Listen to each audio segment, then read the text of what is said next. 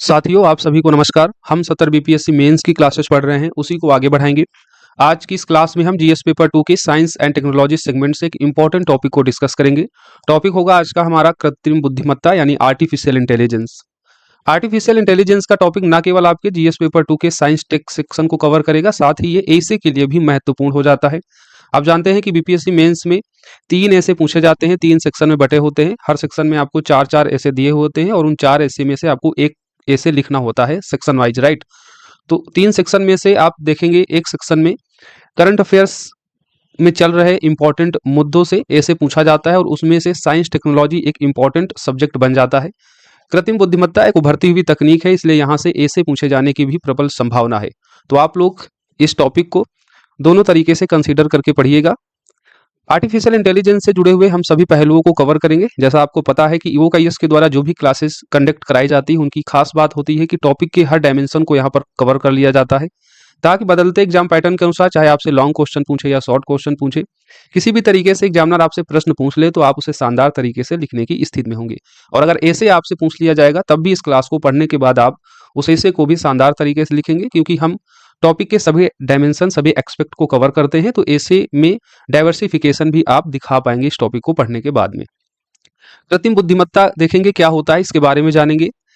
Artificial intelligence के जो अनुप्रयोग हैं, चाहे वो एग्रीकल्चर सेक्टर में हो, हेल्थ सेक्टर, डिफेंस सेक्टर और गवर्नेंस। अब यहाँ से इंडिविजुअल प्रश्न आपसे बन सकता है कि कृत्रिम बुद्धिमत्ता का कृषि क्षेत्र पर क्या प्रभाव पड़ता है। इस पर आलोचनात्मक टिप्पणी करने के लिए आ सकता है, यानी इसके पक्ष और विपक्ष में बताइए कि आर्टिफिशियल इंटेलिजेंस का एग्रीकल्चर सेक्टर में क्या महत्व है और इससे जुड़ी हुई क्या चुनौतियां हैं, सरकार की क्या पहले हैं इस क्षेत्र में और वे फॉरवर्ड के रूप में अब क्या किया जा सकता है। तो सारी चीजें हम यहाँ पर कवर करेंगे। एग्रीकल्चर सेक्टर को डिटेल में देखेंगे, हेल्थ सेक्टर को, डिफेंस सेक्टर को और गवर्नेंस को यहाँ हम देखेंगे आर्टिफिशियल के संबंध में। भारत में आर्टिफिशियल से जुड़ी हुई क्या चुनौतियां हैं, इन सभी सेक्टरों को हम एक एक करके सेग्रीगेट करके देखेंगे, इन सभी सेक्टरों में क्या चुनौतियां भी मौजूद हैं। फिर भारत की कुछ प्रमुख पहले देखेंगे इन सभी सेक्टरों के संबंध में, और इंडिया एआई मिशन को भी हम लोग यहाँ डिटेल में डिस्कस करेंगे, क्योंकि हाल ही में आप जानते हैं मार्च 2024 को भारत एआई मिशन को लॉन्च किया गया है। तो यहाँ से एक शॉर्ट क्वेश्चन बन सकता है, तो इंडिया एआई मिशन को भी हम यहाँ कवर करेंगे। फिर समग्र रूप से हम लोग आर्टिफिशियल इंटेलिजेंस के संबंध में वे फॉरवर्ड देखेंगे कि जो चुनौतियां आर्टिफिशियल इंटेलिजेंस के समक्ष अभी मौजूद हैं भारत में, उनको दूर करते हुए कैसे हम इस तकनीकी का जो है बेहतर इस्तेमाल कर सकते हैं और भारत के समावेशी विकास को आगे बढ़ा सकते हैं। तो पूरे टॉपिक को हम लोग यहाँ कवर करेंगे। ये सभी क्लासेस ईओकाईएस के द्वारा कंडक्ट की जा रही संकल्प बैच के थ्रू आपको प्रोवाइड की जा रही हैं। क्लासेस हमारी सभी यूट्यूब पर आपको अवेलेबल होती है। इन क्लासेस का पीडीएफ और इन टॉपिक से जुड़ा हुआ जो अभ्यास प्रश्न होता है, उसके माध्यम से जो आंसर राइटिंग करवाई जाती है, उसके एक्सेस के लिए आप हमारे इस संकल्प बैच से जुड़ सकते हैं कि नॉमिनल फीस केवल 499 में। 6306473800 हमारा नंबर है। इस बैच से जुड़ने का एक सिंपल प्रोसेस है। ये हमारा पेमेंट नंबर भी है। इस नंबर पर आपको पेमेंट करने के बाद में पेमेंट की स्क्रीनशॉट को इसी नंबर पर भेज देना है। अपना नाम मेंशन करते हुए आपको इस ग्रुप में जोड़ दिया जाएगा, जहां पर आपको संकल्प बैच के सभी एक्सेस मिल जाएंगे। चलिए क्लास को शुरू करते हैं बिना देर किए हुए। ईओकाईएस को सब्सक्राइब कर लीजिए, बेल आइकन को प्रेस कर दीजिए। अगर आप पहली बार विजिट कर रहे हैं, टेलीग्राम का लिंक डिस्क्रिप्शन बॉक्स में है, उसे ज्वाइन कर लीजिए, ताकि ये क्लासेज आपको लगातार मिलती रहें, कोई भी क्लास आपकी मिस ना हो। आर्टिफिशियल इंटेलिजेंस के बारे में पहले देख लेते हैं, जो हमारे टॉपिक का इंट्रो पार्ट होगा, हमारे टॉपिक की जो भूमिका होगी, राइट। कृत्रिम बुद्धिमत्ता उन कंप्यूटर प्रणालियों को संदर्भित करता है जो जटिल कार्य करने में सक्षम है, जिन्हें ऐतिहासिक रूप से केवल मनुष्य ही कर सकता है, जैसे तर्क करना, निर्णय लेना, समस्याओं को हल करना। तो बेसिक डिफिनेशन है आर्टिफिशियल इंटेलिजेंस की। आर्टिफिशियल इंटेलिजेंस उन कंप्यूटर प्रणालियों को यहाँ पर संदर्भित करता है जो जटिल कार्य करने में सक्षम है, यानी जिन्हें पहले केवल मानव ही कर सकता था और कोई मशीन नहीं कर सकती थी। तो आर्टिफिशियल जो है अब उन मशीनों को संदर्भित कर रहा है जो केवल पहले मानव ही कर सकते थे, जैसे तर्क करना, निर्णय लेना, समस्याओं को हल करना। अब ये आर्टिफिशियल इंटेलिजेंस की मदद से ये कंप्यूटर प्रणालियां भी करने में सक्षम है। आर्टिफिशियल इंटेलिजेंस में विभिन्न प्रौद्योगिकी को आप शामिल कर सकते हैं, जैसे मशीन लर्निंग को इसमें शामिल कर सकते हैं, डीप लर्निंग और नेचुरल लैंग्वेज प्रोसेसिंग को। मशीन लर्निंग क्या होती है? इसमें डाटा सेट पर प्रशिक्षित एल्गोरिदम का उपयोग कर कुछ विशिष्ट मॉडल तैयार किए जाते हैं, जो मशीन को ऐसा करने में सक्षम बनाते हैं जो सामान्यतः केवल पहले मनुष्य ही कर सकते थे। इसमें आप देखेंगे तो जनरेटिव एआई आपको मिल जाएगा और चैट जीपीटी, जिन्हें मशीन लर्निंग से विकसित किया गया, राइट। तो चैट जीपीटी एक मशीन लर्निंग का ही ये देखेंगे पार्ट है, और ये क्या करता है? एल्गोरिदम का उपयोग करके एक मॉडल तैयार करता है, और ये मॉडल मशीन को ऐसा करने में सक्षम बना सकता है जो केवल पहले मनुष्य ही कर सकते थे, यानी तर्क करना, समस्याओं का हल करना और निर्णय लेना आदि। डीप लर्निंग में क्या होता है, इसके तहत कंप्यूटर को प्राप्त सूचनाओं को इस तरह से प्रोसेस करने के लिए प्रशिक्षित किया जाता है कि मानव की न्यूरल यानी जो तंत्रिका तंत्र सिस्टम होता है उसकी प्रक्रियाओं की ये नकल कर सके, राइट। तीसरा है नेचुरल लैंग्वेज प्रोसेसिंग, यह कंप्यूटर को मानव भाषा समझने में सक्षम बनाता है। उदाहरण आप दे सकते हैं, भाषनी एक पोर्टल है जो आर्टिफिशियल इंटेलिजेंस से तैयार किया हुआ है और यह कंप्यूटर को मानवीय भाषा को समझने में क्या करता है, सक्षम बनाता है। तो आर्टिफिशियल इंटेलिजेंस से जुड़ी हुई ये कुछ प्रमुख प्रौद्योगिकियां हैं जिसमें machine learning, deep learning, natural language processing शामिल है। तो बेसिक इंट्रोडक्शन हमने आर्टिफिशियल इंटेलिजेंस के बारे में बता दिया है। अब हम देखेंगे आर्टिफिशियल इंटेलिजेंस के अनुप्रयोग डिफरेंट डिफरेंट सेक्टर में, और ये हम भारत के संदर्भ में देखेंगे क्योंकि प्रश्न जो है आपसे भारत के संदर्भ में ही पूछा जाएगा। आर्टिफिशियल इंटेलिजेंस के अनुप्रयोग देखने से पहले नीति आयोग का एक डाटा आपको कोट कर देना है। विभिन्न क्षेत्रों में कृत्रिम बुद्धिमत्ता के बेहतर इस्तेमाल से 2035 तक भारत की वार्षिक वृद्धि दर में 1.3% की वृद्धि होने की उम्मीद है और 2035 तक भारत की अर्थव्यवस्था में $1 ट्रिलियन की वृद्धि हो सकती है। ये नीति आयोग का कोटेशन है, आपको ये याद रखना चाहिए आर्टिफिशियल इंटेलिजेंस की महत्वपूर्ण भूमिका के संबंध में कि अगर आर्टिफिशियल इंटेलिजेंस का बेहतर इस्तेमाल किया जाता है तो नीति आयोग के अनुसार 2035 तक भारत की वार्षिक वृद्धि दर में 1.3% की वृद्धि हो सकती है और 2035 तक ही भारत की अर्थव्यवस्था में $1 ट्रिलियन की वृद्धि हो सकती है। भारत की समृद्धि और विकास हेतु विभिन्न क्षेत्रों में आर्टिफिशियल इंटेलिजेंस का अनुप्रयोग किया जा सकता है। अब हम लोग डिफरेंट डिफरेंट यहाँ सेक्टर देखेंगे। सबसे पहले देखेंगे एग्रीकल्चर सेक्टर में एआई। एग्रीकल्चर सेक्टर में एआई का महत्व या इसका उपयोग देख सकते हैं। पॉइंट फॉर्मेट में हमने सभी यहाँ पर बातें बताई हैं। आपको इसी तरीके से एग्जाम में प्रश्न पूछा जाएगा तो लिखना है ताकि आपका जो आंसर है वो प्रभावशाली हो। आर्टिफिशियल इंटेलिजेंस का एग्रीकल्चर सेक्टर में जो पहला महत्व या उपयोग है वो बता सकते हैं, बुद्धिमत्तापूर्ण फसल की योजना बनाने में इसका उपयोग किया जा सकता है। और हमने यहाँ पर हर एक एक्सपेक्ट में एग्जाम्पल जरूर दिया है और यही एग्जाम्पल जो है आपके आंसर को एनरिच करेंगे और यही सारी बातें जो है आपको अधिक से अधिक मार्क्स दिलाएंगी, जिससे आपका फाइनल सिलेक्शन होगा, एक अच्छी रैंक आएगी। बुद्धिमत्तापूर्ण फसल की योजना बनाने में देख लीजिए एग्जाम्पल, सेंसाग्री पोर्टल है एक, और ये पोर्टल सेंसर आधारित स्मार्ट कृषि जो फसल की गुणवत्ता में सुधार कर रहा है। तो एग्जाम्पल आप बता सकते हैं बुद्धिमत्तापूर्ण फसल की योजना के संबंध में सेंसाग्री जो सेंसर आधारित स्मार्ट कृषि जो फसल की गुणवत्ता में सुधार कर रहा है। अगला आप बता सकते हैं आर्टिफिशियल इंटेलिजेंस का एग्रीकल्चर सेक्टर में जो महत्व है वो स्मार्ट खेती के संबंध में। आर्टिफिशियल इंटेलिजेंस निम्नलिखित में से सुधार कर सकता है, जैसे बाजार आधारित सूचना के संबंध में, लॉजिस्टिक की क्षमता और गुणवत्ता को यह बढ़ा सकता है, आपूर्ति श्रृंखला को यह बेहतर कर सकता है, फिनटेक का यहाँ पर बेहतर तरीके से इस्तेमाल किया जा सकता है। फिनटेक यानी फाइनेंस से जुड़ा हुआ जो मुद्दा एग्रीकल्चर सेक्टर से जुड़ा हुआ होता है, यानी किसानों को जो लोन वगैरह लेने में प्रॉब्लम होती है उसको भी यहाँ पर सॉर्ट आउट किया जा सकता है आर्टिफिशियल इंटेलिजेंस की मदद से। एआई आधारित फ्रेमवर्क की सहायता से खेतों की मशीनीकरण, मृदा विश्लेषण, कीट और मौसम की भविष्यवाणी आदि आसान हो सकती है। उदाहरण के लिए एग्रोस्टर स्टार्टअप देख सकते हैं, इस क्षेत्र में काम कर रहा है। ये मशीनों के खेतों के मशीनीकरण और मृदा विश्लेषण, मौसम की भविष्यवाणी आदि को जो है आसान कर कर एग्रीकल्चर सेक्टर में महत्वपूर्ण भूमिका निभा रहा है। एआई के उपयोग से किसानों को राष्ट्रीय बाजार से जोड़ने में मदद मिलेगी और जब किसान राष्ट्रीय बाजार से जुड़ेंगे तो यहाँ पर एग्रीकल्चर जो प्रोडक्शन है वो बढ़ेगा, किसानों की आमदनी को यहाँ दुगना किया जा सकता है क्योंकि किसान अपनी फसल को बेचने के लिए यहाँ स्वतंत्र होंगे। वो डिफरेंट डिफरेंट क्षेत्रों में जाकर, मार्केट में जाकर जहां पर उस फसल की डिमांड है वहां पर उसको बेचकर अधिक से अधिक मुनाफा कमा सकेंगे और इससे जो एग्रीकल्चर की जो उत्पादकता है उसको भी बढ़ावा मिलेगा।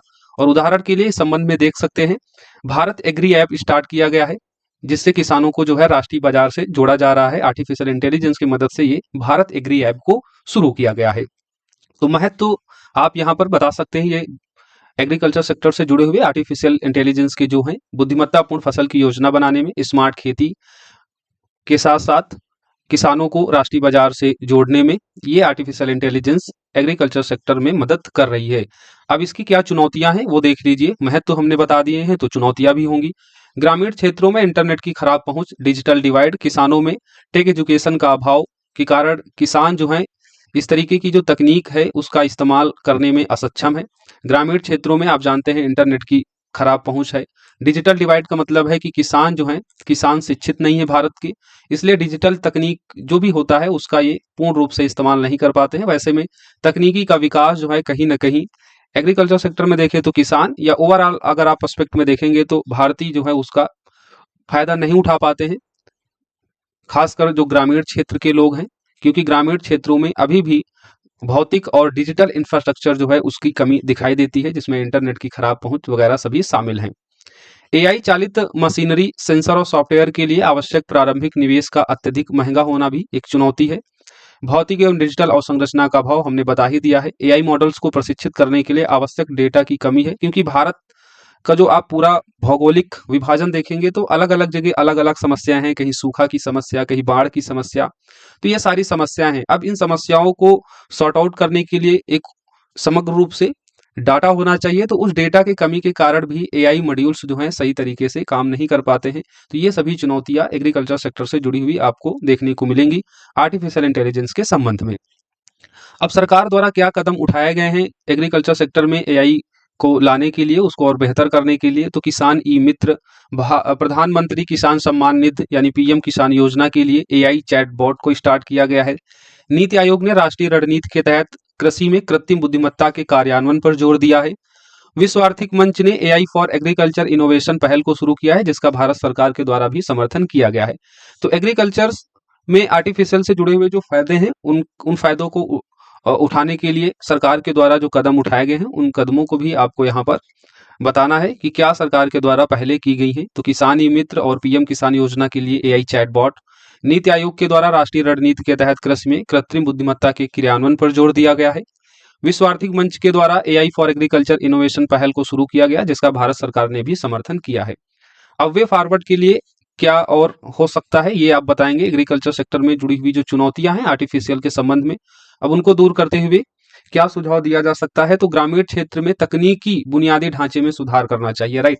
तो ग्रामीण क्षेत्र में जो इंटरनेट की खराब पहुंच या ओवरऑल पर्सपेक्ट में जो वहां पर डिजिटल अवसंरचना, बुनियादी अवसंरचना का अभाव है, उस पर जो है सरकार को ध्यान केंद्रित करना चाहिए, ताकि भारत का जो किसान है वो ग्रामीण क्षेत्र में ही रहता है और वो तभी इसका फायदा उठा सकता है, इस आर्टिफिशियल इंटेलिजेंस जो तकनीक है, जब ग्रामीण क्षेत्र में जो है तकनीकी बुनियादी ढांचा जो है डेवलप किया जाएगा। किसानों को तकनीकी प्रशिक्षण प्रदान करने हेतु विशेष प्रोग्राम या अभियान चलाने की आवश्यकता है, यानी किसानों को तकनीक के बारे में प्रशिक्षण करने की जरूरत है, क्योंकि वे इसका इस्तेमाल सही ढंग से नहीं कर पाते हैं। खेतों के लिए कुशल कृत्रिम मॉडल बनाने के लिए किसानों और एआई इंजीनियरिंग के बीच जो है जो खाई है उसको पाटना होगा। एआई आधारित मशीनों को प्रशिक्षित करने और सटीक पूर्वानुमान लगाने के लिए डेटा को जुटाना होगा, क्योंकि अलग अलग क्षेत्रों में अलग अलग समस्याएं हैं एग्रीकल्चर सेक्टर से जुड़ी हुई, तो उस संबंध में जो है समग्र रूप से डेटा को जुटाना होगा। कृषि क्षेत्र में निजी भागीदारी के साथ साथ सरकार को तकनीकी विकास हेतु रिसर्च एंड डेवलपमेंट पर भी ध्यान देना होगा और इसके लिए वित्तीय सहायता बढ़ाने की आवश्यकता है। तो वे फॉरवर्ड के रूप में आप कुछ ये सुझाव दे सकते हैं। कुल मिलाकर कृषि में एआई के उपयोग को ऐसे व्यवहार्य समाधानों में देखा जा सकता है जो व्यापक रूप से बढ़ती आबादी के सामने विद्यमान खाद्यान्नों की कमी को दूर करने के साथ साथ भारतीय किसानों की आय को दुगना करने के लक्ष्य को प्राप्त करने में मददगार साबित हो सकता है। तो ये निष्कर्ष लिख सकते हैं आप एग्रीकल्चर सेक्टर से जुड़ा हुआ अगर प्रश्न आ जाए आर्टिफिशियल इंटेलिजेंस या किसी भी तकनीक के संबंध में, तो आप बता सकते हैं कि कृषि में तकनीकी का जो उपयोग है इसको व्यवहार्य समाधानों के रूप में देखा जा सकता है, खासकर बढ़ती हुई आबादी को खाद्यान्न की कमी जो है उसके समाधान के लिए ये बेहतर रूप से इसका इस्तेमाल किया जा सकता है और खाद्यान्न की समस्या से निपटा जा सकता है। और भारत का जो टारगेट है किसानों की आय को दुगना करना, उसके लक्ष्य को भी प्राप्त करने में ये तकनीक मददगार साबित होंगी। एग्रीकल्चर सेक्टर को हमने यहाँ पर पढ़ लिया है आर्टिफिशियल इंटेलिजेंस के संबंध में। अब हम इसके दूसरे सेक्टर को देखेंगे। हेल्थ सेक्टर में आर्टिफिशियल इंटेलिजेंस का क्या महत्व है, क्या चुनौतियां हैं, फिर सरकार ने क्या कदम उठाए हैं और वे फॉरवर्ड। हेल्थ सेक्टर में आर्टिफिशियल इंटेलिजेंस से जुड़ा हुआ जो महत्व है उसमें आप पहला पॉइंट बता सकते हैं, नैदानिक अनुसंधान एवं खोज में, यानी चिकित्सीय अनुसंधान और चिकित्सा से जुड़े हुए जो भी रिसर्च हैं उनमें आर्टिफिशियल इंटेलिजेंस महत्वपूर्ण साबित हो सकता है। मुख्यतः दवाओं के प्रभाव और दुष्प्रभावों से संबंधित डेटा की जांच करने के लिए, फॉर एग्जाम्पल टोरंटो विश्वविद्यालय के द्वारा इस तरीके से एक मॉडल तैयार किया गया है, प्रोटीन एसजीएम मॉडल, जो दवाओं के प्रभाव और दुष्प्रभावों से संबंधित डेटा की जांच करता है।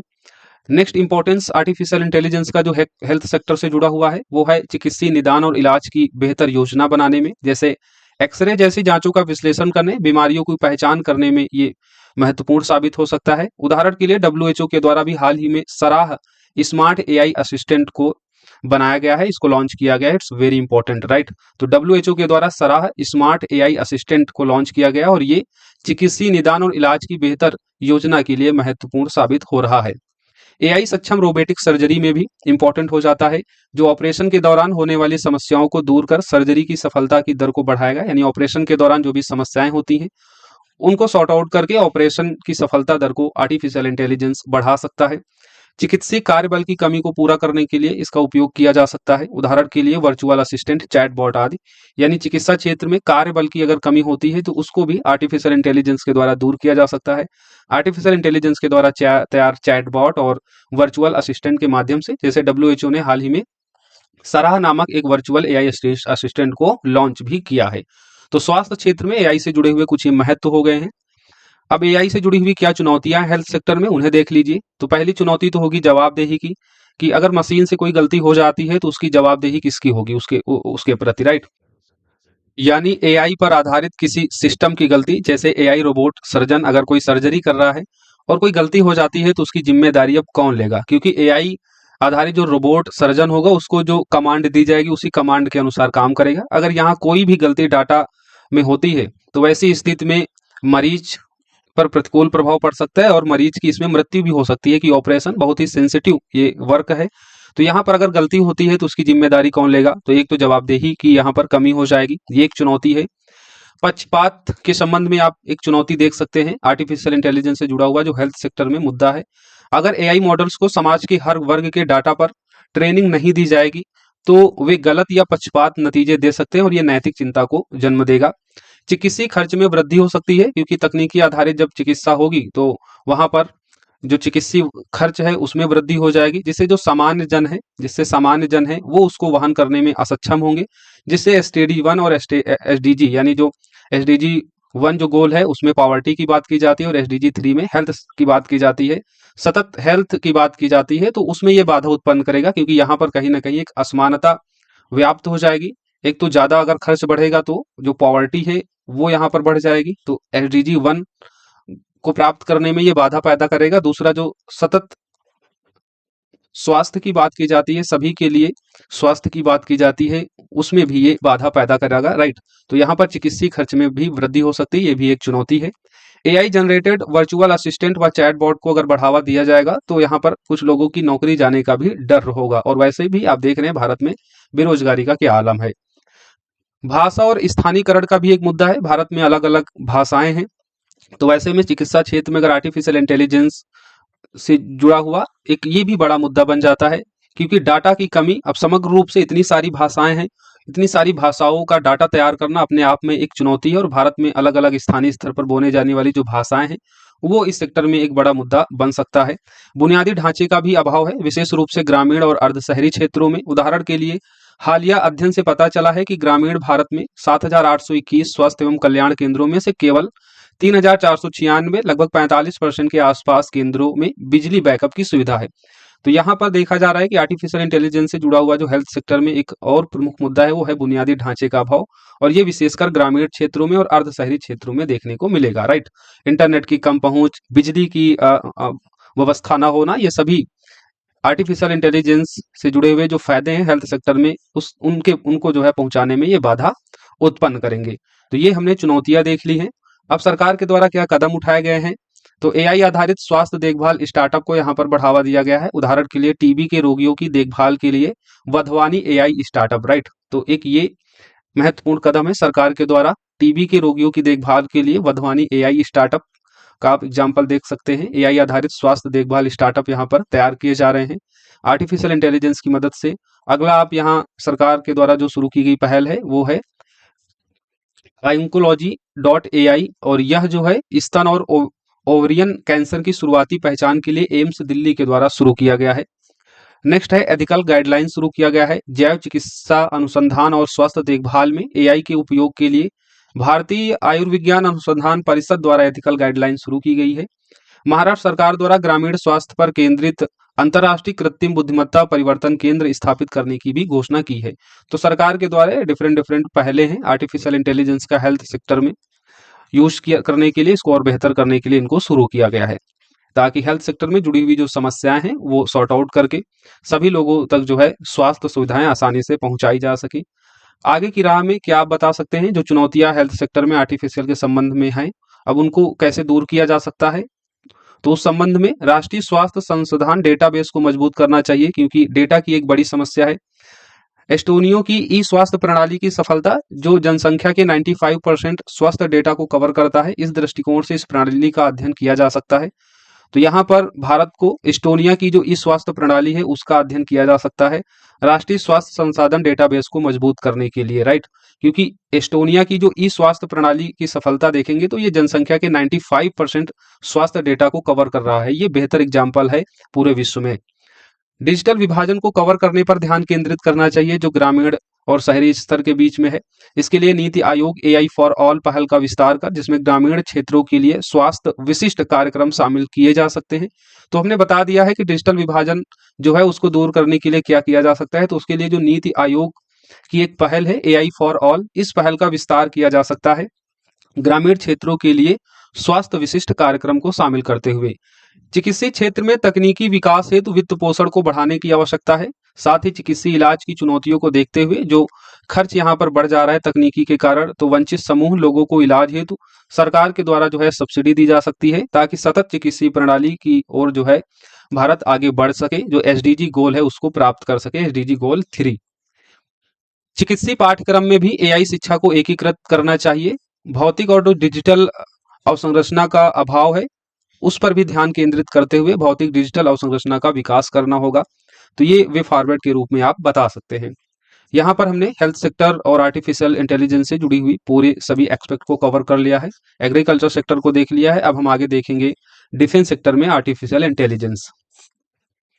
डिफेंस सेक्टर में आर्टिफिशियल इंटेलिजेंस का क्या महत्व है, पहले महत्व को देखेंगे, फिर चुनौतियां समस्याएं देखेंगे, फिर सरकार की पहले, और फिर डिफेंस सेक्टर से जुड़ी हुई जो चुनौतियां हैं उनको कैसे दूर किया जा सकता है उसके लिए वे फॉरवर्ड देखेंगे।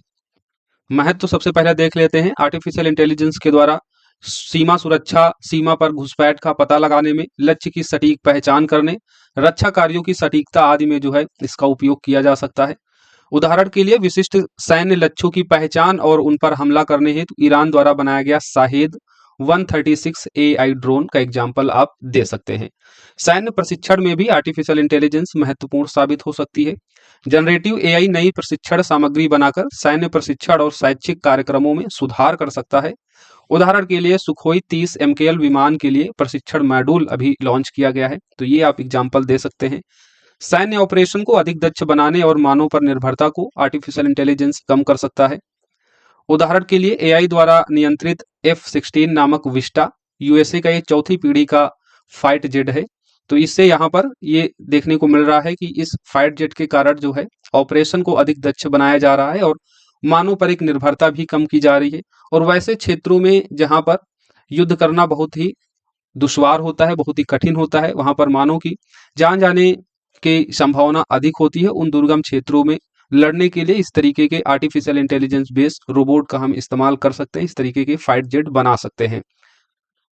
एआई द्वारा ऑटोनोमस डिसीजन लेने से मानवीय त्रुटि की जो संभावना है वो कम हो जाती है। इससे सैन्य कर्मियों को युद्ध की स्थिति में सटीक और उचित निर्णय लेने में सहायता मिलती है, यानी रियल टाइम डेटा विश्लेषण यहाँ पर किया जा सकता है। और इसके लिए एग्जाम्पल दे सकते हैं यूएसए की प्रोजेक्ट मावेन पहल का।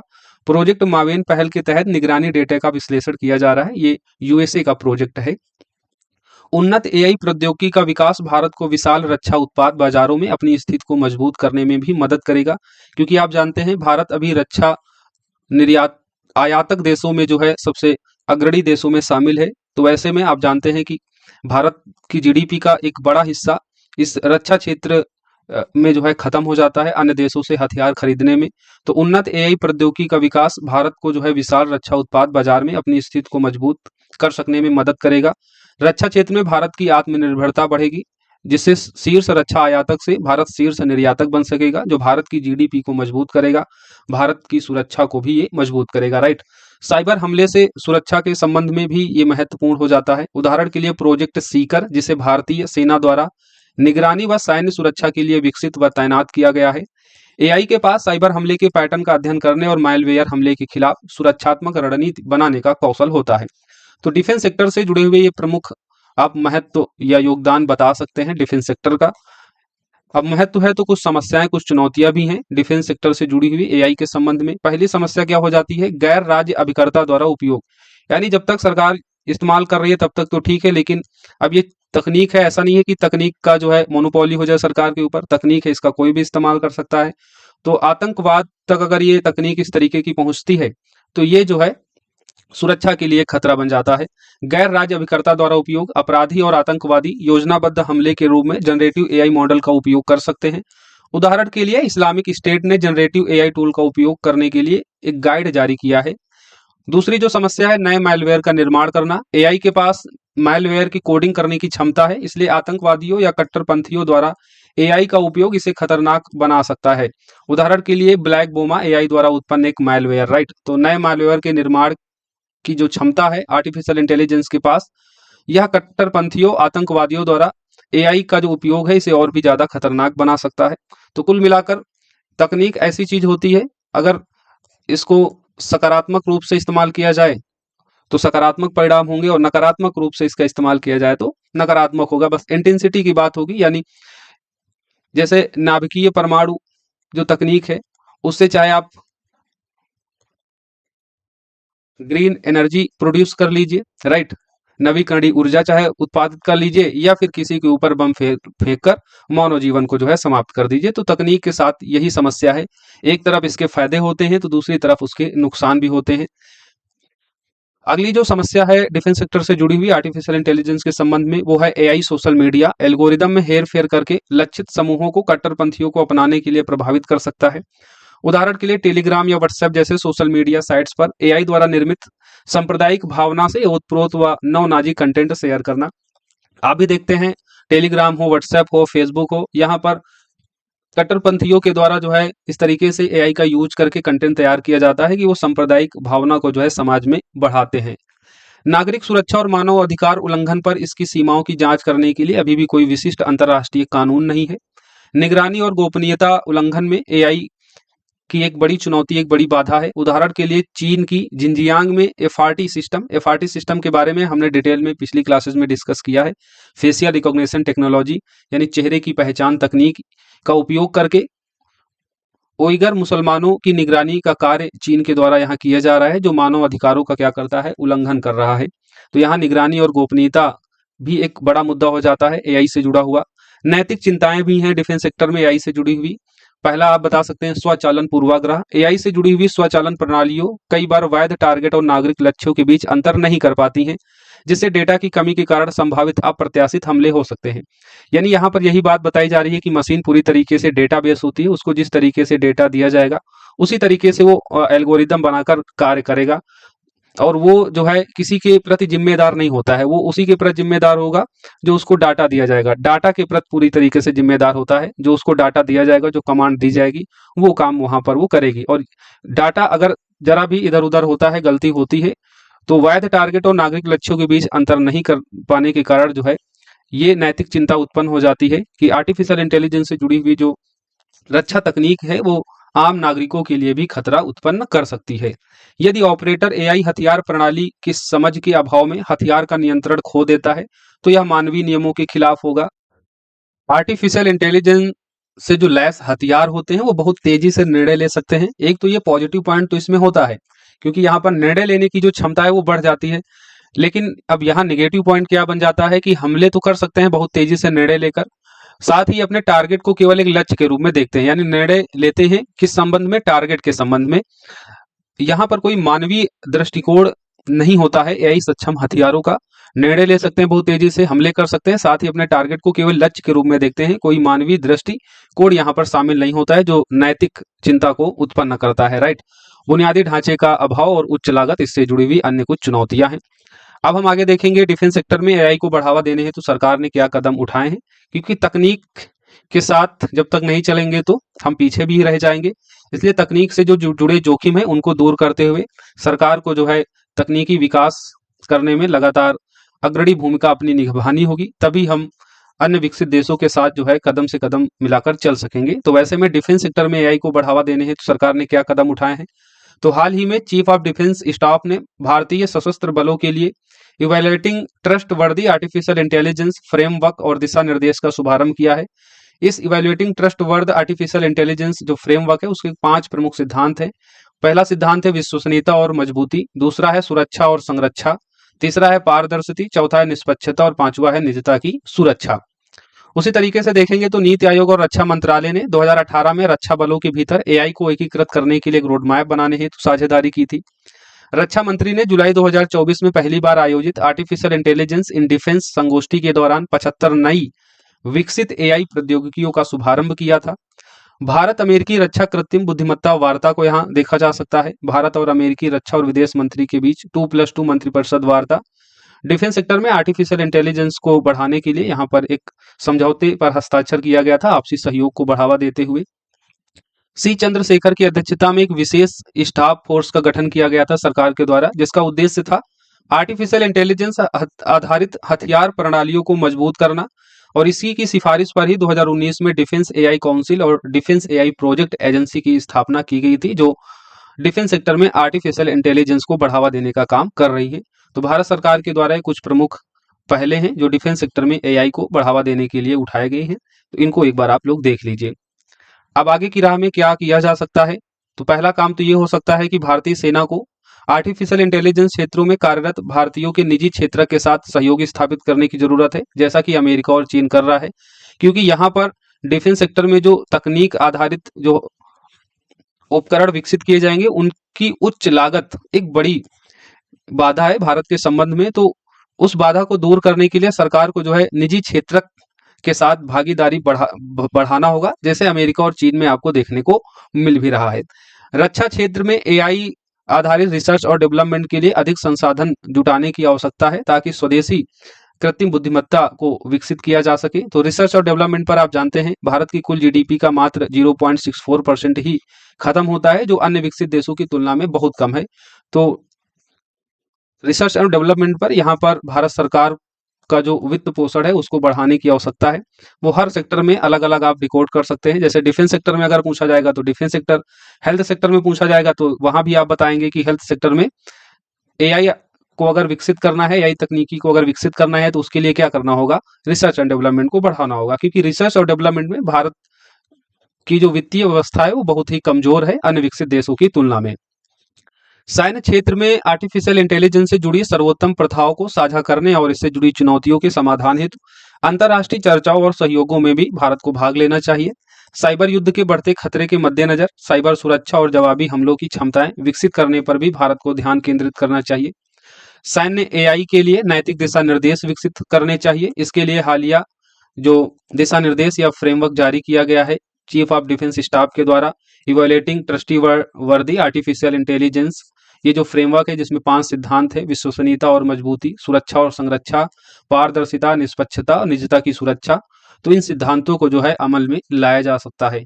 तो ये वे फॉरवर्ड के रूप में हमने बता दिया कि भारत को अभी और क्या करना चाहिए डिफेंस सेक्टर में आर्टिफिशियल इंटेलिजेंस के इस्तेमाल के लिए, इसके पूर्ण रूप से इसके फायदे को उठाने के लिए, राइट। जो कमियां हैं उनको कैसे दूर किया जा सकता है, तो उस संबंध में कुछ सुझाव हैं। अब हम लोग आगे देखेंगे, जो अगला इसका सेक्शन होगा वो होगा गवर्नेंस और आर्टिफिशियल इंटेलिजेंस का। कैसे आर्टिफिशियल इंटेलिजेंस के द्वारा जो है गवर्नेंस को और मजबूत किया जा सकता है। तो गवर्नेंस से जुड़ा हुआ हम महत्व देखेंगे आर्टिफिशियल के संबंध में। फिर चुनौतियां भी हैं, अगर हम गवर्नेंस के लिए आर्टिफिशियल इंटेलिजेंस को शामिल करते हैं तो कौन सी चुनौतियां देखने को मिलेंगी। फिर आगे देखेंगे भारत सरकार के द्वारा आर्टिफिशियल इंटेलिजेंस को बढ़ावा देने हैं तो कौन सी प्रमुख पहले हैं, और उसी पहल में हम देखेंगे इंडिया एआई मिशन। तो सबसे पहले यहाँ पर हम गवर्नेंस से जुड़े हुए महत्व देख लेते हैं जो आर्टिफिशियल के संबंध में है। तो आर्टिफिशियल इंटेलिजेंस के द्वारा जो है कुशल सेवा वितरण में महत्वपूर्ण भूमिका देखी जा सकती है। आर्टिफिशियल इंटेलिजेंस सार्वजनिक सेवाओं को स्वचालित कर सकता है, सरकारी कार्यभारों को कम कर सकता है और सेवा की गुणवत्ता में सुधार कर सकता है। उदाहरण के लिए हेल्थ सेक्टर में एआई विशेष रूप से दूर दराज के क्षेत्रों में टेलीमेडिसिन के माध्यम से सेवा वितरण और पहुंच में सुधार कर सकता है। एजुकेशन सेक्टर में एआई पर्सनलाइज्ड लर्निंग को सक्षम करके स्मार्ट सामग्री बनाकर और ग्रेडिंग और मूल्यांकन का स्वचालित तरीके से उपयोग करके भारत की जो शिक्षा प्रणाली है उसको जो है और बेहतर कर सकता है। तो आर्टिफिशियल इंटेलिजेंस का पहला महत्व है कुशल सेवा वितरण के संबंध में। हेल्थ सेक्टर और एजुकेशन सेक्टर का हमने यहाँ एग्जाम्पल दे दिया है। यहाँ पर आप एग्रीकल्चर सेक्टर को भी जोड़ सकते हैं और हमने पीछे बताया भी कि कैसे एग्रीकल्चर सेक्टर में एआई की महत्वपूर्ण भूमिका हो सकती है। समावेशिता और पहुंच एक इम्पोर्टेंट है। गवर्नेंस के संबंध में एआई का रोल हो जाता है। यहाँ पर एआई संचालित जो डिजिटल पब्लिक इंफ्रास्ट्रक्चर है ने विशेष रूप से भारत जैसे बहुभाषी और विविधतापूर्ण देशों में समावेशिता एवं पहुंच में सुधार किया है। फॉर एग्जाम्पल भाषणी प्लेटफॉर्म के द्वारा जो है ऐसे पोर्टल तैयार किए जा रहे हैं जो बहुभाषी हैं, यानी भारत जानते हैं कि बहुभाषी देश है, अलग अलग क्षेत्रों में अलग अलग भाषा बोली जाती है। तो वैसे में इस तरीके के पोर्टल तैयार करके, प्लेटफॉर्म तैयार करके समावेशी पहुंच भारत के संबंध में यहाँ देखी जा सकती है। विशेष रूप से भारत जैसे बहुभाषी और विविधतापूर्ण देश में समावेशी एवं पहुंच में यहाँ सुधार किया जा रहा है। न्यायिक दक्षता में सुधार के संबंध में इसका इंपॉर्टेंट रोल हो जाता है। उदाहरण के लिए कानूनी दस्तावेज के अनुवाद के लिए सुवास जो सुप्रीम कोर्ट विधिक अनुवाद सॉफ्टवेयर है नामक एक एआई आधारित उपकरण का उपयोग किया जा रहा है, जिससे कानूनी कार्यवाहियों में भाषा की बाधा जो है वो कम हो रही है। तो यहाँ पर न्यायिक दक्षता में भी सुधार कर रहा है, खासकर सुप्रीम कोर्ट या कोई भी जो कोर्ट है, चाहे वो अधीनस्थ न्यायालय हो, हाई कोर्ट हो, सुप्रीम कोर्ट हो, इन न्यायालयों में जो भाषा चलती है वो ज्यादातर अंग्रेजी भाषा चलती है। सुप्रीम कोर्ट, हाई कोर्ट में तो अंग्रेजी भाषा का चलन ही है। अगर कुछ कुछ स्थानीय न्यायालय जो होते हैं वहां पर हिंदी में वकालत होती है, लेकिन जो निर्णय वगैरह दिए जाते हैं वो सभी अभी इंग्लिश में भी आते हैं। तो वैसे में अंग्रेजी भाषा आप जानते हैं भारत के कुछ ही % लोग जो है समझ पाते हैं। वैसे में न्यायिक जो दक्षता है उसमें आर्टिफिशियल इंटेलिजेंस सुधार कर सकता है अगर इस तरीके के सॉफ्टवेयर डेवलप किए जाते हैं। इससे क्या होगा, जो न्यायालय के जो निर्णय हैं उनका बेहतर तरीके से अनुवाद हो सकता है और उन अनुवादों के द्वारा जो है जो सुप्रीम कोर्ट के निर्णय हैं, जो कानून हैं, जो दिशा निर्देश है, उनको जो है आम जन तक पहुंचाया जा सकता है। तो यहाँ पर न्यायिक दक्षता में सुधार हो सकता है और जो भी निर्णय दिए जा रहे हैं उनको आम जन भी पढ़ सकता है, समझ सकता है। तो वैसे में न्यायिक दक्षता के सुधार के संबंध में आर्टिफिशियल इंटेलिजेंस का एक इंपॉर्टेंट रोल हो जाता है। आपदा प्रबंधन में भी ये इंपॉर्टेंट हो जाता है। जैसे राहत ऐप एक एग्जाम्पल दे सकते हैं। एआई संचालित सिस्टम प्रारंभिक चेतावनी प्रदान करके और आपदा स्थिति के दौरान निकासी, खोज, बचाव कार्यों का समर्थन करके बाढ़ जैसी प्राकृतिक आपदाओं का पूर्वानुमान लगाने में ये मदद कर रहा है। तो डिजास्टर मैनेजमेंट में भी एआई इंपॉर्टेंट रोल प्ले कर रहा है। उसके अलावा बेहतर प्रशासन में भी इसका इस्तेमाल देख सकते हैं। उदाहरण के लिए डिजिटल सांसद ऐप। तो ये कुछ हो गए गवर्नेंस के इंपॉर्टेंस से जुड़े हुए जो आर्टिफिशियल इंटेलिजेंस के संबंध में है। नेक्स्ट अब हम देखेंगे गवर्नेंस के लिए एआई को अगर शामिल किया जाता है तो क्या चुनौतियां, क्या समस्याएं देखने को मिल सकती हैं। सरकारी विभागों में डेटा का बिखराव एक बड़ी चुनौती है। उदाहरण के लिए राष्ट्रीय डेटा गवर्नेंस फ्रेमवर्क नीति अभी तक लागू नहीं की गई है, जिसका उद्देश्य डेटा संचालित गवर्नेंस के लिए डेटा प्रबंधन को मानकीकृत करना है। नेक्स्ट है अवसंरचना की कमी। अब देखो ये जो पॉइंट है ना, डिजिटल इंफ्रास्ट्रक्चर की जो भारत में कमी है, ये हर जगह आप जो है लिखेंगे, ये कॉमन फैक्टर हो गया। जैसे अवसंरचना की कमी, रिसर्च एंड डेवलपमेंट के वित्त पोषण में कमी देखने को मिलती है, वो एक कॉमन स्टेटमेंट हो जाता है। चुनौतियों में कुशल मानव संसाधन की कमी है भारत में, और डेटा की एक बड़ी समस्या है तकनीकी के विकास में। तो ये कुछ कॉमन फैक्टर है, इनको आप हर जगह इंक्लूड कर सकते हैं। तो अवसंरचना की कमी, internet and mobile application of India के एक अध्ययन के अनुसार 2023 तक भारत की 45% आबादी की अभी भी इंटरनेट तक पहुंच नहीं है। भारत में विनियामक ढांचा का अभाव है। जैसे यूरोपीय संघ के एआई अधिनियम के विपरीत भारत में एआई विशिष्ट कानूनों का अभी भी अभाव है। यूरोपीय संघ में जैसे अभी हाल ही में देखा गया कि एआई से जुड़े हुए जोखिम और उससे जुड़े हुए महत्व की संपूर्णता को प्राप्त करने के लिए, उसके विनियमन के लिए एक अधिनियम लाया गया, लेकिन भारत में इस तरीके का कोई विशिष्ट कानून अभी आर्टिफिशियल इंटेलिजेंस के संबंध में नहीं है। यह कमी नैतिकता, डेटा गोपनीयता और जवाबदेही के बारे में चिंताएं व्यक्त करती हैं। कौशल की कमी एक इम्पोर्टेंट यहाँ पर देखी जाती है चिंता, क्योंकि नेस्कॉम की भी एक रिपोर्ट बताती है कि भारत में 1.40 लाख एआई पेशेवर की अभी भी कमी है। डेटा गोपनीयता एक बड़ी चुनौती है गवर्नेंस के संबंध में, क्योंकि एआई के उपयोग के लिए संवेदनशील डेटा पर निर्भरता ये गोपनीयता के उल्लंघन और निजता की सुरक्षा के संबंध में जोखिम को बढ़ा देता है। फॉर एग्जाम्पल, डार्क वेब पर आधारित डेटा लीक की घटना, जिसकी वजह से करोड़ों भारतीयों की गोपनीयता जो है वो प्रभावित हुई थी। कमजोर आईपी व्यवस्था देखने को मिलती है। अंतर्राष्ट्रीय बौद्धिक संपदा सूचकांक 2024 में भारत की जो रैंकिंग है वो 42 है, और यह रैंक एआई नवाचार के क्षेत्र में देश की कमजोर सुरक्षा और प्रोत्साहन को क्या करता है, प्रदर्शित करता है। दुरुपयोग के बढ़ते मामले हैं। गलत सूचना फैलाने के लिए डीप फेक तैयार करने जैसे दुर्भावनापूर्ण उद्देश्य से एआई का दुरुपयोग किया जा सकता है। और ये हो भी रहा है इन दिनों, देखने को भी मिल रहा है। डीप फेक जैसी बड़ी घटनाएं लगातार बढ़ रही हैं।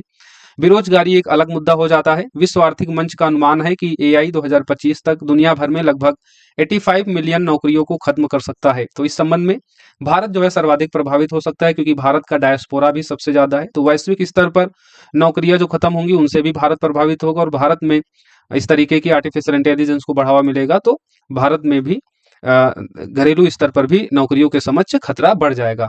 तो ये सभी मुद्दे हैं आर्टिफिशियल इंटेलिजेंस से जुड़े हुए। तो ये गवर्नेंस से पूछा जाएगा तब भी यही आप चुनौतियां लिखेंगे, और ओवरऑल अगर पर्सपेक्टिव में पूछा जाएगा आर्टिफिशियल इंटेलिजेंस से जुड़े हुए मुद्दे तो भी आपको यही सब लिखना है, राइट। अब आर्टिफिशियल इंटेलिजेंस को बढ़ावा देने हेतु क्या प्रमुख पहले शुरू की गई हैं, तो अगर गवर्नेंस में पूछा जाएगा तो आपको इन्हीं पहलों का जिक्र करना है, और ओवरऑल पर्सपेक्टिव में अगर आपको पूछ लिया जाए तो कौन सी पहले शुरू की गई। वैसे हमने सेक्टर वाइज वहां पर सेग्रीगेट कर दिया था, और समग्र रूप से इन पहलों का आप जिक्र कर सकते हैं। गवर्नेंस के बारे में पूछा जाएगा तब भी आप यही भारत की पहले और सरकार के द्वारा उठाए गए कदमों का जिक्र करेंगे, और नहीं भी पूछा जाता है एक ओवरऑल पर्सपेक्टिव में अगर आर्टिफिशियल इंटेलिजेंस के बारे में पूछा जाता है और सरकार ने भी क्या कदम उठाए हैं, तो आपको यही भारत सरकार की पहलों का जिक्र करना है। और सेक्टर वाइज पूछा जाएगा तो उसको हमने ऊपर सेग्रीगेट करके बता ही दिया है। राष्ट्रीय एआई रणनीति ये महत्वपूर्ण भारत सरकार की पहल है एआई को बढ़ावा देने के लिए। नीति आयोग ने स्वास्थ्य देखभाल, कृषि, शिक्षा जैसे क्षेत्रों में एआई का उपयोग करने के लिए #AI फॉर ऑल रणनीति की शुरुआत की है। एआई पर राष्ट्रीय कार्यक्रम इंडिया एआई देख सकते हैं। इलेक्ट्रॉनिक और सूचना मंत्रालय के द्वारा एआई के क्षेत्र में नवाचार एवं कौशल विकास को बढ़ावा देने के लिए एआई संबंधी नैतिक चिंताओं को दूर करने के लिए एआई पर राष्ट्रीय कार्यक्रम लॉन्च किया गया था। डिजिटल व्यक्तिगत डेटा संरक्षण अधिनियम 2023, और इस कानून का उद्देश्य क्या है, व्यक्तियों के लिए डेटा सुरक्षा सुनिश्चित करना और एआई से जुड़ी निजता संबंधी चिंताओं का समाधान करना। उसके अलावा देखें तो भारत वैश्विक स्तर पर जो एआई से जुड़े हुए कुछ प्रावधान है उनका भी समर्थन करता है, जैसे एआई पर वैश्विक भागीदारी। इसके तहत भारत एआई रणनीतियों को अंतर्राष्ट्रीय मानकों के अनुरूप करने के लिए वैश्विक स्तर पर सहयोग कर रहा है। अगला आप बता सकते हैं कि एआई के लिए जो ब्लेचली घोषणा पत्र है, जिस पर यूएसए, जापान, यूके, चीन, यूरोपीय यूनियन सहित 29 देशों का समर्थन, उसमें भारत भी शामिल है। कौशल विकास के संबंध में भारत सरकार ने कुछ यहाँ पर पहल शुरू की है, जैसे responsible AI for youth, future skill जैसे कार्यक्रम विशेषकर टियर 2 और टियर 3 शहरों में एआई शिक्षा का विस्तार कर रहे हैं। इंडिया एआई पोर्टल शुरू किया गया है। यह भारत में एआई से संबंधित विकास के लिए वन स्टॉप डिजिटल प्लेटफॉर्म के रूप में काम कर रहा है। तो ये भारत सरकार की प्रमुख पहलें हैं जो भारत में एआई को बढ़ावा दे रही हैं, और इसी कड़ी में हाल ही में इंडिया एआई मिशन को शुरू किया गया है। भारत सरकार ने मार्च 2024 को भारत एआई मिशन की शुरुआत की, ताकि आर्टिफिशियल इंटेलिजेंस में भारत के वैश्विक नेतृत्व को मजबूती मिल सके और समाज के सभी वर्गों में एआई के लाभों का लोकतांत्रिकरण किया जा सके। हाल ही में केंद्रीय मंत्रिमंडल ने कृत्रिम बुद्धिमत्ता इनोवेशन सिस्टम को मजबूत करने के लिए इंडिया एआई मिशन के लिए 10,371.92 करोड़ रुपए के वित्त को मंजूरी प्रदान की है। अब इंडिया एआई मिशन के उद्देश्य क्या थे, तो इंडिया एआई मिशन का उद्देश्य है एआई नवाचारों के लिए सार्वजनिक निजी भागीदारी के जरिए एआई इको सिस्टम को जो है तैयार करना है। इस योजना के लिए आप देख सकते हैं कि सरकारी और निजी भागीदारी मॉडल के जरिए 5 वर्षों की अवधि में वित्त उपलब्ध कराया जाएगा। तो इंडिया एआई मिशन का पहला उद्देश्य क्या है, एआई नवाचारों के लिए सार्वजनिक निजी भागीदारी को बढ़ाना। दूसरा इसका उद्देश्य है, इसके तहत एडवांस एआई कंप्यूटिंग अवसंरचना तैयार करने के लिए 10,000 से अधिक ग्राफिक्स प्रोसेसिंग यूनिट्स की स्थापना की जाएगी। तीसरा इसका उद्देश्य है लोकतांत्रिकरण, डेटा गुणवत्ता में सुधार तथा स्वदेशी एआई क्षमता का विकास करके भारत के एआई इकोसिस्टम का उत्तरदायित्वपूर्ण व समावेशी विकास किया जाएगा। तो इंडिया एआई मिशन के प्रमुख उद्देश्य हैं। मिशन का जो क्रियान्वयन किया जाएगा वो डिजिटल इंडिया कॉर्पोरेशन के तहत एआई स्वतंत्र व्यापार प्रभाग के द्वारा किया जाएगा, और इस इंडिया एआई मिशन के निम्नलिखित आप देखेंगे 7 घटक हैं। इन घटकों में शामिल है भारत एआई कंप्यूट क्षमता, India AI innovation centre, India AI data set platform, India AI application development पहल, India AI future skills, India AI startup financing, सुरक्षित और विश्वसनीय एआई। ये 7 स्तंभ हैं इंडिया एआई मिशन के। इनको एक बार अच्छे से देख लीजिए, याद कर लीजिए। इंडिया एआई मिशन पर एक शॉर्ट क्वेश्चन बन सकता है, तो जब क्वेश्चन पूछा जाएगा तो इन 7 घटकों 7 स्तंभों का आप जिक्र जरूर करेंगे।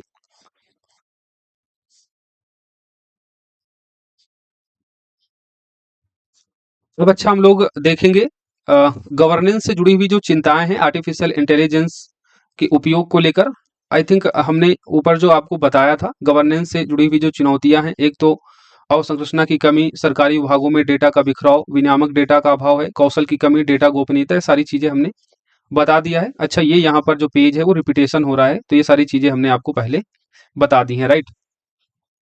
अब हम देखेंगे आगे की राह क्या हो सकती है। एक समग्र रूप से आर्टिफिशियल इंटेलिजेंस से जुड़ी हुई जो चुनौतियां भारत में है, अब उनको दूर करते हुए हमें किस तरीके से आगे बढ़ना चाहिए, उस संबंध में ये वे फॉरवर्ड है। और गवर्नेंस के संबंध में अगर क्वेश्चन आएगा तब भी आपको यही वे फॉरवर्ड में लिखना होगा। तो इसमें आप पहला बता देंगे कि एआई को पाठ्यक्रम में सम्मिलित किया जाना चाहिए, साथ ही शिक्षण और लर्निंग को बढ़ावा देना चाहिए तथा एआई उद्यमों को प्रोत्साहित किया जाना चाहिए। यानी आर्टिफिशियल इंटेलिजेंस से जुड़ा हुआ जो पाठ्यक्रम है अब भारत की शिक्षा प्रणाली में शुरू करना चाहिए, ताकि इसके बारे में जागरूकता बढ़े और एआई आधारित जो लर्निंग है वो आगे बढ़ सके, ताकि एआई जो प्रौद्योगिकी है इसका बेहतर तरीके से इस्तेमाल कर किया जा सके और इसके लिए भारत में कुशल मानव संसाधन तैयार हो सके। उसके साथ ही एआई उद्यमों को भी प्रोत्साहन दिया जाना चाहिए। तकनीक आधारित कौशल प्रशिक्षण अभियान के द्वारा सक्षम मानव संसाधन को तैयार करना चाहिए। सरकारी निजी भागीदारी को बढ़ावा देकर भौतिक व डिजिटल अवसंरचना का विकास करना चाहिए। डिजिटल विभाजन को पाटने पर ध्यान केंद्रित करना चाहिए, विशेषकर जो ग्रामीण शहरी क्षेत्र के बीच है, पुरुष महिलाओं के बीच और युवा बुजुर्ग के मध्य जो व्याप्त है डिजिटल विभाजन, उस पर ध्यान केंद्रित करना चाहिए और इसको दूर करने का प्रयास करना चाहिए सरकार को। घरेलू स्तर पर एआई एप्लीकेशन को विकसित करने के लिए भारतीय स्टार्टअप को प्रोत्साहित करना चाहिए। एआई मिशन से जुड़े कानूनों को तैयार करने के लिए आयुक्त, नीति निर्माताओं और नियामक संस्थाओं को चिन्हित किया जाना चाहिए। डिजिटल जागरूकता अभियान चलाना चाहिए। ये व्यापक स्तर पर डिजिटल जागरूकता अभियान चलाया जाना चाहिए, ताकि तकनीक से जुड़ी हुई जो चुनौतियां हैं, जिसमें साइबर हमला एक बड़ा मुद्दा बनता जा रहा है आम लोगों के लिए, और तकनीक से जुड़ी हुई जो नैतिक चिंताएं हैं वो भी लगातार बढ़ रही हैं, तो उनको दूर करने के लिए हमें डिजिटल जागरूकता अभियान को व्यापक स्तर पर शुरू करने की आवश्यकता है। तो इस तरीके से हमने आर्टिफिशियल इंटेलिजेंस को डिटेल में पढ़ा है। हर सेक्शन को बहुत ही शानदार तरीके से उस सेक्शन से जुड़े हुए जितने भी पहलू हो सकते हैं एआई के जो अनुप्रयोग हैं अलग अलग सेक्टरों में, एग्रीकल्चर, हेल्थ, डिफेंस, गवर्नेंस। अब यहाँ से प्रश्न जो है इंडिविजुअल किसी भी एक सेक्टर से पूछा जा सकता है, तो भी आप आसानी से लिख देंगे, क्योंकि हमने इन सभी सेक्टरों के सभी पहलुओं को शामिल किया है कि आर्टिफिशियल इंटेलिजेंस का एग्रीकल्चर सेक्टर में क्या महत्व होगा, फिर क्या चुनौतियां हैं, सरकार ने क्या कदम उठाए और वे फॉरवर्ड, सभी का हमने एक एक करके बताया है। और अगर ओवरऑल पर्सपेक्टिव से अगर क्वेश्चन पूछ लिया जाएगा तब भी आप लिख देंगे। अलग अलग सेक्टरों में कुछ कुछ बातें आप लिखेंगे, उसके बाद समग्र रूप से जो हमने आपको बताया है आर्टिफिशियल से जुड़ी हुई क्या चुनौतियां हैं, फिर सरकार की क्या पहले हैं और वे फॉरवर्ड हमने आपको बता दिया है। तो आई होप अब आप इस टॉपिक से जुड़ा हुआ कोई भी प्रश्न होगा उसे आप शानदार तरीके से लिख पाएंगे, और अगर ऐसे भी पूछ लिया जाएगा तब भी इस टॉपिक पर आप बहुत ही बेहतरीन तरीके से लिखेंगे। तो अब हम लोग मिलेंगे नेक्स्ट टॉपिक में। क्लास यहीं अब समाप्त करते हैं। 70 बीपीएससी मेंस की प्रिपरेशन के लिए आप इस बैच से जुड़ सकते हैं, और इसके अलावा जो बच्चे 71 बीपीएससी देने वाले हैं वो भी इस बैच से जुड़कर अपनी जो मेंस की प्रिपरेशन है वो प्रीलिम्स के पहले कर सकते हैं, ताकि प्रीलिम्स के बाद जो दबाव मेंस का बनता है उसको वो कम कर सके और फाइनल सिलेक्शन अपना 71 बीपीएससी में सुनिश्चित कर सके। बाकी 70 बीपीएससी वाले तो इस बैच से जरूर जुड़े, उनको डेफिनेटली फायदा होगा, क्योंकि यहाँ पर जो कंटेंट प्रोवाइड कराया जा रहा है बहुत क्वालिटी कंटेंट है। एक क्वेश्चन आंसर फॉर्मेट में आपको सारी चीजें बताई जा रही हैं, ताकि टॉपिक को पढ़ने के बाद जो है आप आसानी से आंसर राइटिंग कर सके, आसानी से जो है उत्तर लिख सके। 6306473800 हमारा नंबर है। 499 केवल इस बैच की फीस है, जहां पर आपको सभी क्लासेस की पीडीएफ और हर टॉपिक पर जो एक अभ्यास प्रश्न दिया जाता है उसका आपको एक्सेस मिलता है।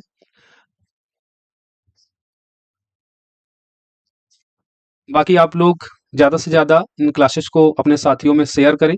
चैनल पर नए हो तो सब्सक्राइब कर लीजिए। टेलीग्राम का लिंक डिस्क्रिप्शन बॉक्स में है, उसे ज्वाइन कर लीजिए, ताकि क्लासेस आप तक लगातार पहुंचती रहें, आपकी तैयारी जो है बेहतरीन तरीके से होती रहे। धन्यवाद। जय हिंद।